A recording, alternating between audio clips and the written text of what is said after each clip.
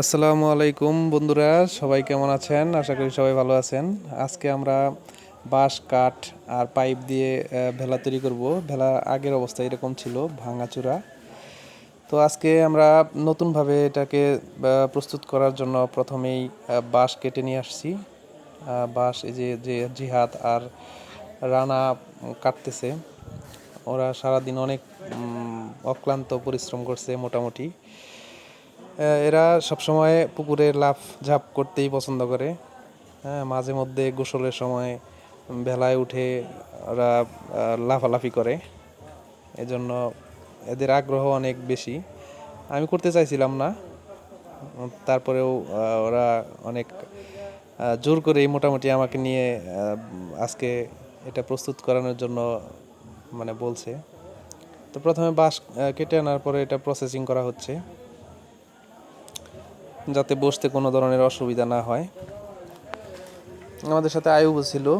মোটামুটি বাঁশ প্রসেস করা হচ্ছে। বাঁশ প্রসেস করে মোটামুটি তারপরে লোহার সাথে অ্যাডজাস্ট করা হলো। এদিকে জিহাদ মোটামুটি এক্সপার্ট সব কাজেই। রানা একটু কাজ করে হাঁপায় যায়। এই যে এখন ফাইনালি প্রস্তুত হয়ে গেছে আমাদের বাঁশের তৈরি ভেলা, সাথে পাইপ। এটা আমি নিজেই মডিফাই করে প্রস্তুত করছি। এর আগেও করা হয়েছিল। পাইপগুলা যাতে পানি না ঢুকতে পারে এজন্য সামনে ক্যাপ লাগিয়ে দিয়ে তারপরে এটাকে ভাসমান হিসেবে রাখা যায়। তো এটা কেমন হলো সবাই জানাবেন। আমরা সারাদিন অনেক অক্লান্ত পরিশ্রম করে এটা প্রস্তুত করছি। এটা দিয়ে পুকুরে অনেক সময় জীবাণুনাশক স্প্রে করা লাগে, তারপরে জিওলাইট, লবণ, এগুলো আমরা এটা দিয়েই দিতে পারি। তার জন্য এটা প্রস্তুত করা হয়েছে অনেক আগেই। আজকে নতুনভাবে এটাকে আবার প্রস্তুত করলাম,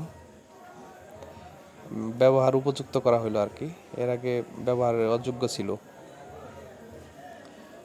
শেষমেশ রানা এটাকে এটার উপরে উঠে দেখতেছে এটা কেমন লোড নেয়, এটার মানে ব্যবহার উপযুক্ত কিনা।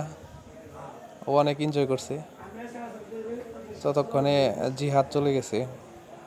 সন্ধ্যার প্রায় ঘনিয়ে আসছে, তো তার জন্য ও চলে গেছে। ওর শীত লাগতেছে, তার মধ্যে বৃষ্টি হয়েছে অনেক আজকে। তো সবাই আমাদের জন্য দোয়া করবেন।